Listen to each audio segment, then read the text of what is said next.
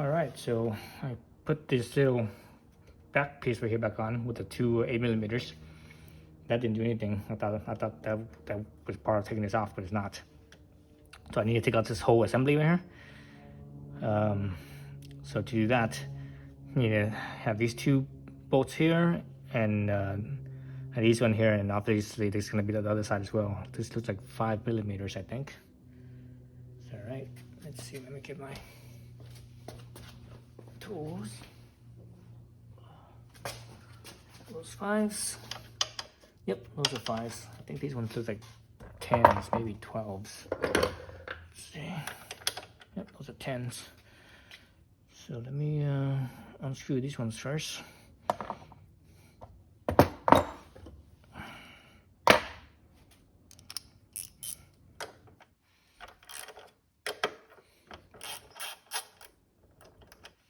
So I actually found my little washer. Remember the under seat, the seat bolt washer up there? That little rubber washer was actually hung up on the, because it was a little hinge. It was actually hung up in the hinge. So that's why I didn't see it. I was like, what the heck happened to it? I was in the hinge. And those two are out. This one's here.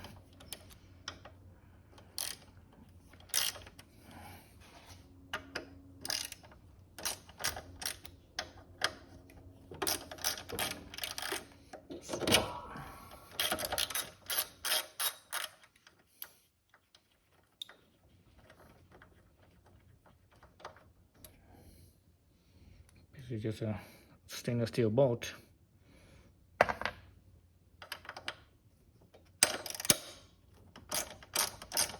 So there's two of them. The reason why there's two on each side is because this is a handle where you grab and you can actually lift the bike up from this point here. That's why there's basically these four bolts. So these four bolts, you know, two on each side is what carries the weight. And it's a shear load. So that's why you need more bolts. Otherwise, the bolts could shear, especially with the thread, where the thread is. This one doesn't have the that little shoulder that most of, you know, it doesn't have a little shoulder where that could take a load, so the shear force is actually on the thread itself, or would be on the thread itself.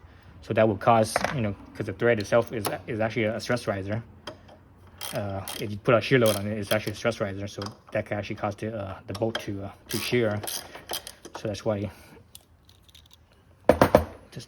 That's why I think they had 4 instead of 2.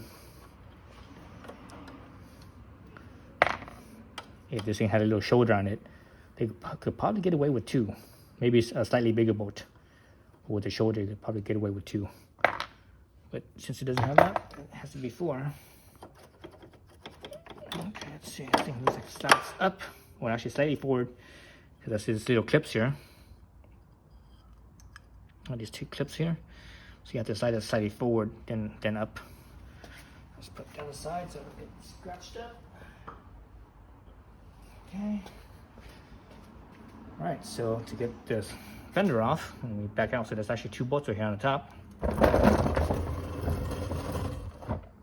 2 bolts on the top, and the bolt on the side here, on each side.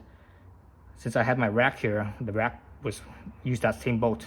So I already took it off, but if you don't have a rack and you have 2 bolts on each side, I think those are also Allen heads, number 5, I believe, if I could remember correctly. When I did those, you know, a long time ago, when I first got this bike. So there's these 2 bolts, these ones here on each side, that's 4 bolts, and down here there's there should be like another, I think a rivet nut. Yeah, there's a rivet nut. There's a rivet nut on both sides here. So you need to pop those ones out. So remember the rivet nuts in the center. Push in from the center. Oh man, this one doesn't want to push in. Let's see, look at it.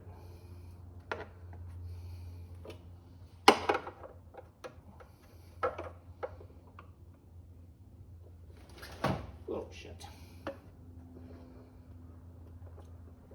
Ah, man, it does not want to push in. Ah, jeez. Ah, what the hell? Wow, that's really tight.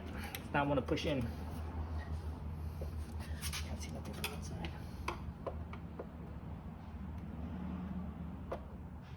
It's not pushed in yet. It's partially pushed in, but not all the way.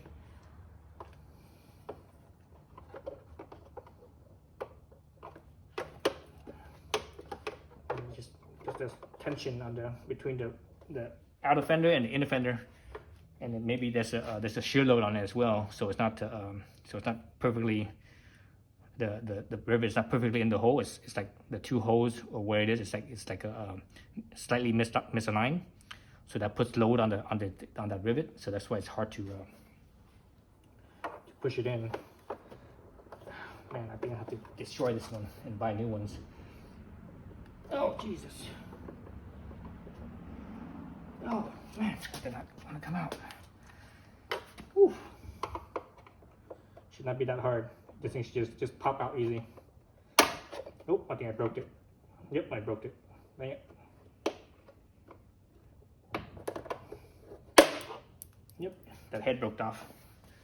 So let's look at it. So there's the head right there. Oops. So actually, surprisingly, it took a lot of force to break it off. And this thing is just plastic. So there it is. So the head broke off, so the rest of it shouldn't be attached anymore. Oh yeah, I see it. I see that. Yeah, it's not aligned. It's not perfectly aligned. It's like slightly crooked. That's why it couldn't come out. Jeez.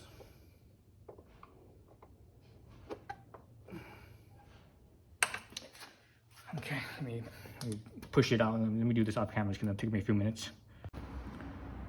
Okay, I could not get the part that's broken that's in there out, and actually I broke both sides.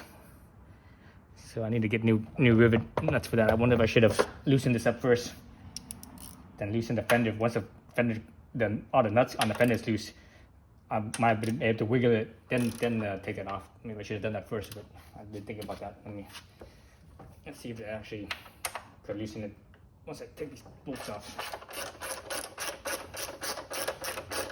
I'm gonna have to order new ones, and those ones are probably, probably like $1 each, I guess. You know, they're simple little plastic things, but you know, little thing here and there, it all sort of adds up. That's the thing with all these plastics, is like lots of things to break, lots of times. Let's see, let's zoom this down a little bit. All right, so they're still there, but the head's off, so it should be able to come off. Yeah, let me see if I can push it again. Now that the fender's loose. Oh, there he goes. Yep, I was able to push it pretty easily too. Dang, I should have done that first. Yep, push right in. I should have loosened all this first. Dang it. All right, that's my mistake for you to learn from. Hopefully you guys see this. All right, so there's that. I need to disconnect the cable right here. There's a cable right here that, for the lights. And this one also has a little push thing bob right here. Push the that in and pull the cable out. Oh, this one's easy because I was able to reach it. So comes right off. There we go. So there's the fender. So this is what I need to get to. So that way I could get to this. Oh, there's the rivet. So I could get to the signal right here to take this apart. I actually have to take off this tail light. Yeah, I have to take off the tail light to get into this. So anyway, that's what I wanted to get to. That's the reason why I did this. So let's look at this thing from the top here. Interesting. Let's look at it from the top here. So there was the plug that I was talking about. So this is where you push in. So you push in right there, and this other side of the plug will pull out. So that was easy because there's nothing in the way right here. So here's the plug for this thing. This is the this is for the seat latch, I think. Is that right? Yeah, this is for the seat latch. Because remember there was a button right here on the seat. You push that button, and this unlatches. So this latches. So this is electromechanical. So the latch cable is right here. and it goes down and it comes out to right here. So basically when you push that button, this motor right here, there's an actuator right here in the motor, and it goes, see, watch out, see that? So that's what that is. Okay, pretty cool. So this here's the frame. So, you know, if you have a passenger seat right here, oops, let me zoom this up, pan this up I should say. If you have a passenger seat right here, that's what's holding it. It's the frame itself, so it's actually not the fender. I wasn't sure that what the heck is holding down here, you know. Is it just the fender? Is the fender holding all that weight? That doesn't make sense because the fender's not that strong. But there it is, there's the frame. Okay, so that's it. We'll take another stuff off. So the rest of it is going to be a different video as far as, you know, working on the lights, switching out the light.